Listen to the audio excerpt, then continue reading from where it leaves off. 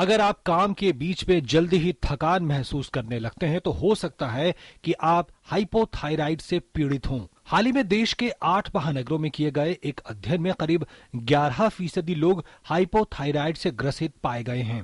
पुरुषों की तुलना में महिलाएं हाइपोथायराइडिज्म से 3 गुना ज्यादा पीड़ित हैं। अगर हम हाइपोथायराइडिज्म को डिटेक्ट ना करें तो बहुत सारी प्रॉब्लम्स हो सकती है। उदाहरण के लिए कुछ मरीजों को हाइपोथायराइडिज्म के कारण उनका वजन बढ़ जाता है, औरतों को पीरियड्स में प्रॉब्लम हो जाती है, इनफर्टिलिटी भी हो सकता है।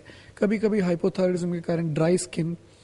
थायराइड हार्मोन्स हमारे ब्रेन के लिए बहुत ज़रूरी है और अगर हाइपोथायराइडिज्म हो जाए तो डिप्रेशन होने की संभावना बहुत ज़्यादा है।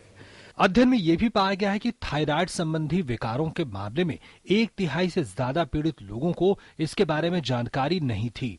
इस अध्ययन में ये बात भी सामने आई है कि अधिक उम्र के लोगों को थायराइड संबंधी विकार होने की संभावना ज्यादा है। खून में थायराइड हार्मोन की मात्रा जब कम हो जाती है उसी को हम हाइपोथायराइडिज्म बोलते हैं।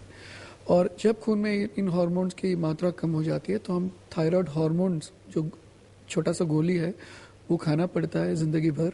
कभी कभी जिंदगी भर, कभी कभी कुछ सालों के बाद बंद भी किया जा सकता है जांच के बाद। लेकिन ये सबसे ज़रूरी है कि जब हम दवाई खाएं तो मरीज दवाई टाइम पे खाए और हर दिन खाए। और ये भी ज़रूरी है कि वो हर 6 हफ्ते या 6 महीने, कभी कभी साल में एक बार, जैसे उनका डॉक्टर उनको एडवाइस करता है, खून का टेस्ट करना ज़रूरी है। हालांकि हाइपोथायराइड को आसानी से रक्त की जांच के जरिए पहचाना जा सकता है। दुनिया भर में थायराइड संबंधी विकार सबसे ज्यादा आम है और सबसे ज्यादा उपेक्षित स्वास्थ्य विकारों की गिनती में रखा जाता है। विकसित देशों में हाइपोथायराइड की समस्या करीब 4 से 5% के आसपास है।